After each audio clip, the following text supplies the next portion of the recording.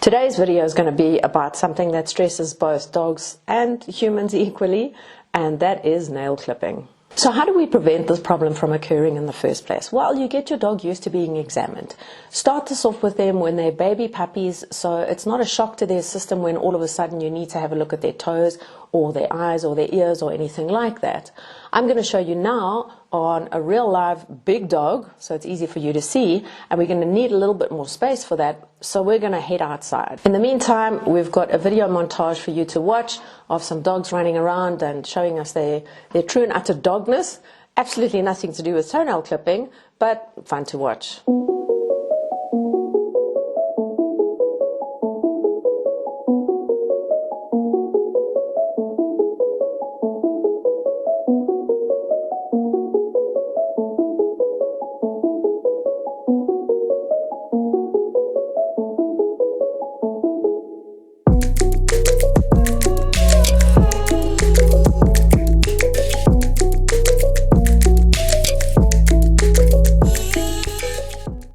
Why should you clip your dog's nails?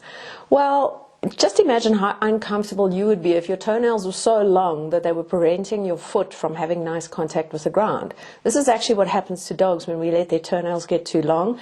A dog's foot should have a natural curve to it. The toes should have a little bit of a curve to them like that. There's different foot shapes amongst different breeds. Some breeds have really, really tight arched toes. It's called a cat foot.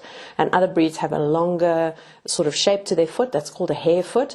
But in all of those breeds, if the nails are making contact with the ground, it can cause the toes not to have the proper shape that they should have, and you can imagine it's really uncomfortable for the dog. In a lot of situations, the dog's nails will wear down naturally, but 9 times out of 10 with our domestic dogs, their nails don't wear down naturally, so it's our responsibility to make sure that they're comfortable, and we can do this by clipping or trimming their nail. Why does it become such a problem? Well, I think a lot of the time people don't really know how to clip their dog's nails, so they accidentally hurt the dog or they cause discomfort.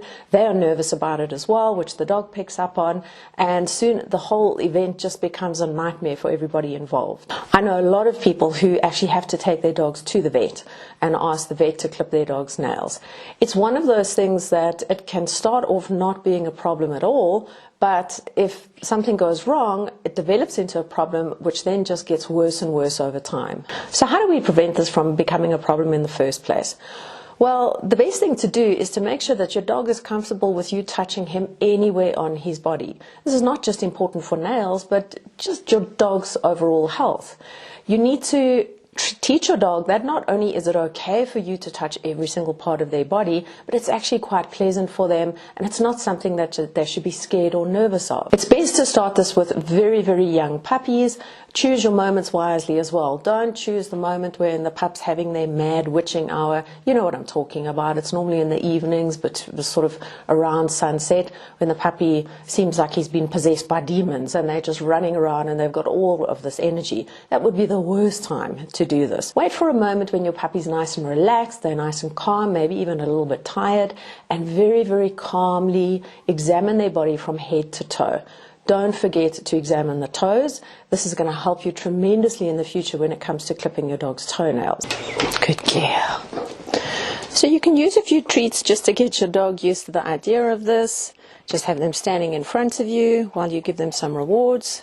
Here, good bones, Bonnie. Good girl. And better late than never. This is Joni. She is a 3-year-old Great Dane.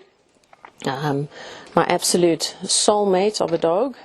Very, very sweet and gentle. And she loves demonstrating exercises because she gets to get treats for doing pretty much nothing, which in her world is not a bad thing at all. So when you're starting off doing this with your puppy, you can just get them to stand or even sit in front of you and just give them lots and lots of treats. And what we're rewarding here, what we're reinforcing is nice, calm behavior. We want the dog to realize that standing still, being close to us like this, nothing bad is going to happen to them. It's just nice. They're going to get some treats. And I'm nearing the end of my treats now, so I'm going to move on to the next stage of this exercise. So with my dog standing calmly in front of me, I'm just going to touch them all over their body, and you'll see that I'm using nice, slow strokes. I'm not frantically petting the dog like this, which is going to get them excited. And by the way, guys, my dogs, you're always going to see them in a real state. They're farm dogs. They live around on a farm. They run around like crazy things the whole day, getting lots and lots of exercise and fresh air. So they are going to look like they live on a farm, and they're gonna they're gonna be dirty, basically, is what I'm trying to say here. So with your dog in this position, you can have a nice look at everything, and I'm not forcing her to be here. I'm making sure that I'm maintaining contact with her, though. I can have a look at her teeth if I want to. Good girly, nice teeth. Have a look at her eyes, have a look at her ears. Good job. And if I want to look at something, let's say, for example, at the dog's tail, I'm actually going to start at the head, and I'm going to run my hand the whole way down till I get to the tail. Okay, it's not let go and grab here, because that's really going to upset your dog. If I want to have a look at her feet, she's obviously a really, really big dog. I'm going to lift that foot up and make sure that I keep it underneath her body. Dogs don't have collarbones. They can't lift their leg to the side. So I'm just going to make sure that her foot stays nicely under her body. And what I can do there is I can just make sure that I can have a look at each of those toes. Good girl. Good job. A really good thing to do is to actually teach your dog to give you body parts for you to have a look at, because that makes sure that the dog doesn't feel constrained or confined. Okay, Bonnie, left. Good girl. So that's a really nice way for me to have a look at my dog's toes and get used to her, get her used to me touching them. Right? Good girl. And the perk about using a big dog to demo this is that you can see everything. The drawback is that I'm running out of space. Good girl, stay. And you can even go expert level on this and ask the dog to give you a back foot. Stay. Bonnie, hike, hike, hike. Come on, don't be lazy. Good girl. You can have a look at those toes. And then we can do that on the other side as well. Good job. Nunu. Yeah, good job. Yeah, you do good. Let's have a look at the anatomy of the dog's nails. So Joni's got really nice big nails that we can have a really good look at here. And if you take a close look there, you'll see inside the nail, you can see there's sort of a pink area.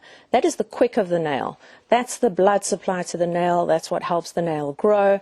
And if you accidentally hit that while you're trimming or clipping the dog's nail, that's going to hurt, it's going to bleed, and there's going to be tears. Most of them will be from the human.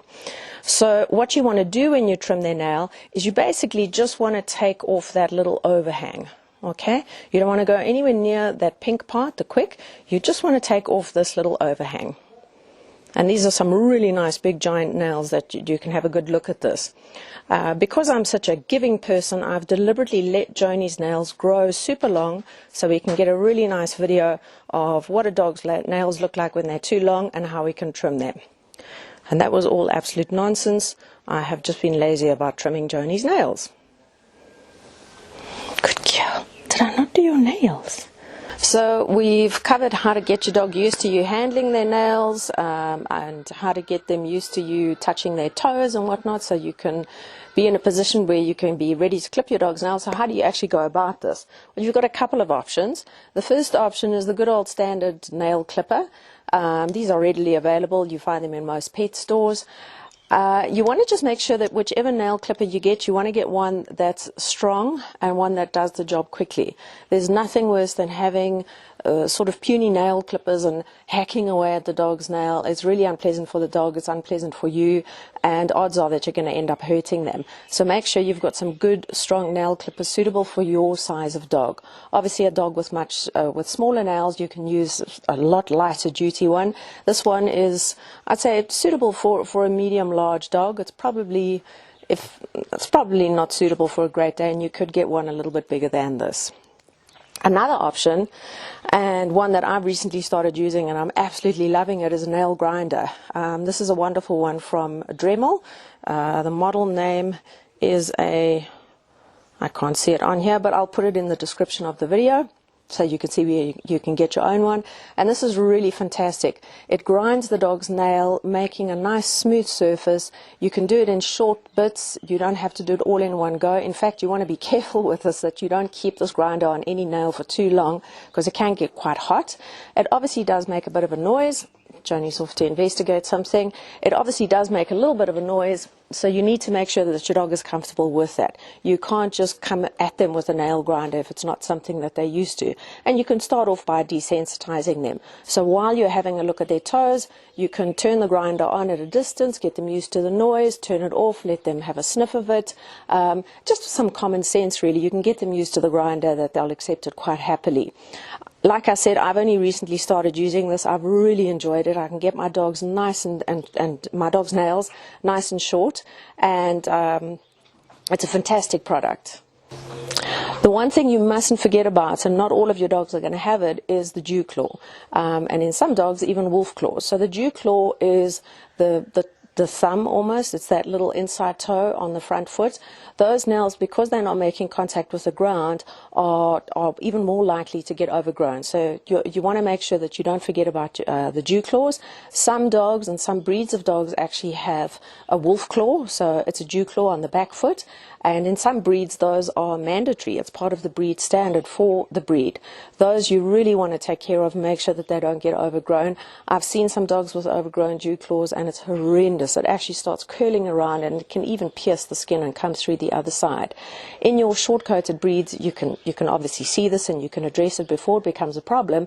But in your longer-coated breeds, you may not always see it. So even more reason to be able to thoroughly examine your dog, get under that coat and feel what's going on. Right, so now we're going to grind her nails.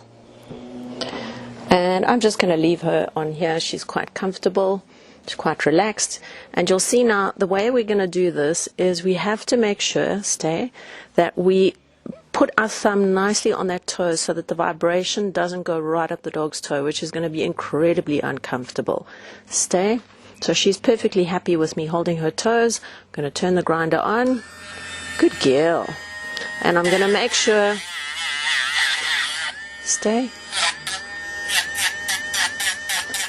make sure that I keep my thumb on the toe to absorb any vibration. Don't spend too long on one toe. Good girl.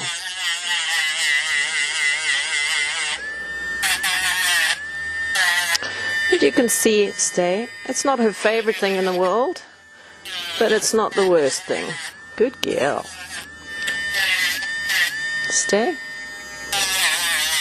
Good girl. And so we're going to do a little bit on each nail, working our whole way around. There we go. And not forgetting that dew claw.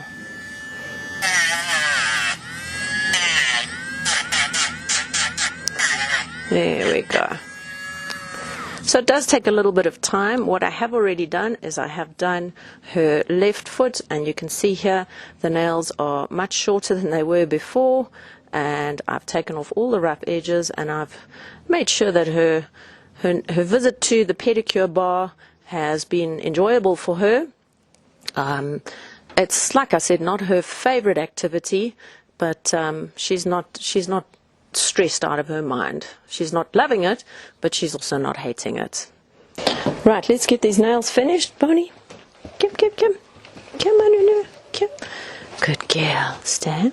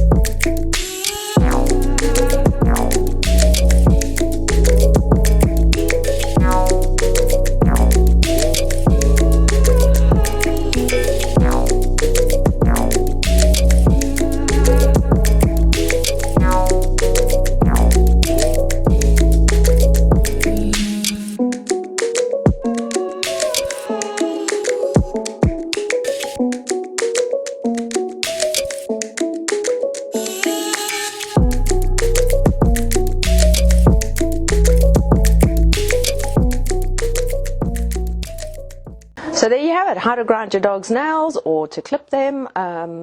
It's really not that difficult to do, but just make sure that you desensitize your dog to it. Don't rush it. Take it nice and slowly. A lot of dogs don't love nail clipping, but again, it's not the end of the world for them. As you can see with Joni, she wasn't a huge fan, but she allowed me to do it without any form of restraint, and she afterwards was absolutely fine. There are going to be some things in your dog's life that they're not going to be huge fans of you doing, but as long as the dog is not overtly stressed, they bounce back from it really quickly and they don't avoid the activity in the future. It's probably a reasonable amount of stress and will actually probably help them adapt to the lives that we ask them to be a part of, and it will stand them in good stead, help them build up a bit of behavioral resilience. If you've got dog with longer hair on its feet, you've got to be really careful that you don't get that hair caught up in the grinder. You can imagine that can be incredibly painful for the dog, and you're going to have big problems grinding the dog's nails after that. A really useful tip that I picked up somewhere was to use an old pantyhose or a stocking, put that on the dog's foot, pull it up, and what will happen is the nails will pop through and the hair will stay behind, so there's no chance of the hair getting caught up in the grinder. On that same note, don't ever grind your dog's nails if you're wearing a scarf or a drawstring top. I've done this once before, and needless to say, my nose used to be a little bit longer. Happy grinding, happy clipping, and happy trimming of your dog's nails. See you next time.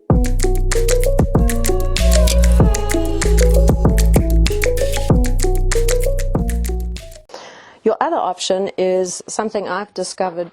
Oh dear, that wasn't supposed to happen. Oh gosh. Your other option seems to have lost itself.